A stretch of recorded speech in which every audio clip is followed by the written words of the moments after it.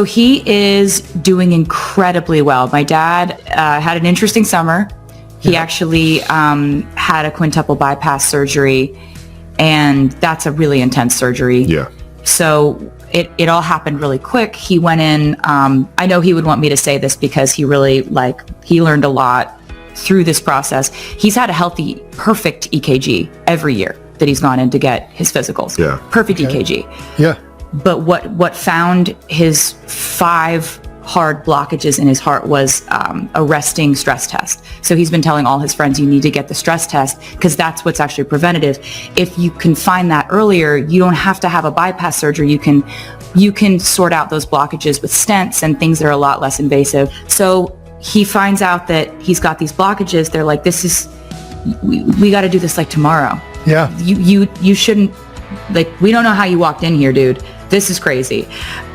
So he was, of course, saying to our family, he was like, you guys are busy. I don't want you guys to have to come in here. You and Austin are busy. You don't have to do this. Don't come. The brave dad, the strong dad that, right. you know. He said something about when a cat is injured, it curls up around a tree and heals itself. I was like, Dad, cats don't have quintuple bypass surgery. He tried to relate. That's wild. Yeah. You're just saying stuff now. That doesn't mean anything to me.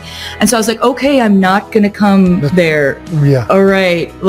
Yeah. So he wakes up from surgery and it's my mom, my brother, and me and his best friend. And he comes out of surgery and he did a comedy set for 15 minutes. He was the funniest he's ever been, and he's usually really funny. But he's we didn't know how many blockages he had, and I was like, Dad, you had a quintuple bypass. You had 5. That's crazy. It's more than we thought. And he's like, well, you see, I come from a very competitive family. And it was kind of wild because it was very parent-child reversal. Yep. In a lot of ways. My brother and my mom and I were each taking shifts in the ICU and staying with them 24/7. And I remember when I was a teenager, my parents would the big fight we always had is I'd sneak my cell phone into my room and be talking to my best friend Abigail under the covers all night. And they'd be like, you have a test tomorrow. You need to rest.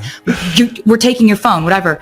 Yeah. I'd get to the hospital. My brother will have done the night shift and he's like, Tay, you got to take his phone. I caught him FaceTiming his friends all night. He needs his rest. He needs to be sleeping. He's FaceTiming all night. It's one of the main things you need is your body to just recover. And I'm like, I'm not taking his phone. He'll get mad. He's like, I'm not taking his phone. You got to be the one to take his phone. I'm like, I'm not doing it. My mom's like, I don't want to do it. My mom. So we're just it's we've got we've got to take our teenage son's phone away from him because he's FaceTiming all night. He came out of surgery, tried to give guitar picks to all the nurses and doctors, but he wasn't wearing pants, didn't have pockets, hospital gown.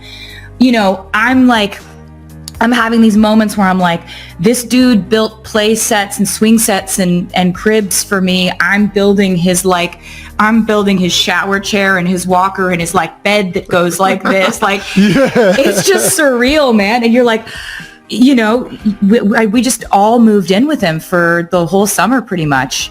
And just, because you can't really walk on your own. We had a little harness for my dad.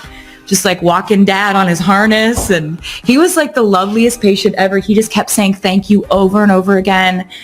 So guy was full of life, man. Yeah. He was appreciative that he caught it. And he still is. Yeah. It. We had the FaceTime with him last time we were together, and I was like, he hasn't changed a bit. This guy's still freaking got the energy going. Yeah. Trav was hanging with him the other day, and he was like, so, sweetie, he says he's at 75%, and if this is 75%, I'm truly terrified of him.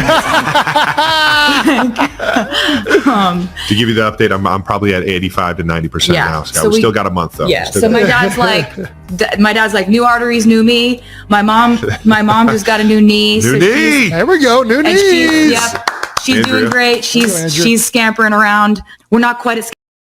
In the latest episode of the New Heights podcast, Taylor Swift stunned fans with a heartfelt surprise appearance alongside the Kelce brothers, sharing a deeply emotional story that instantly captivated the audience. The superstar revealed how her boyfriend, Travis Kelce, went above and beyond for her father, Scott Swift, during a recent special moment.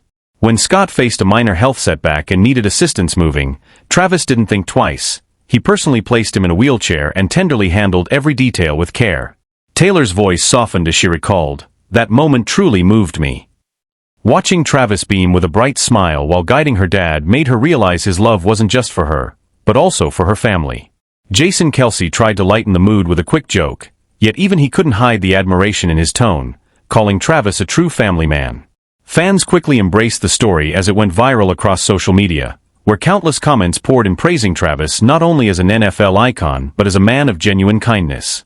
Many wrote that this touching moment proves Taylor and Travis's love runs deeper than romance, growing stronger as it extends into the very heart of family.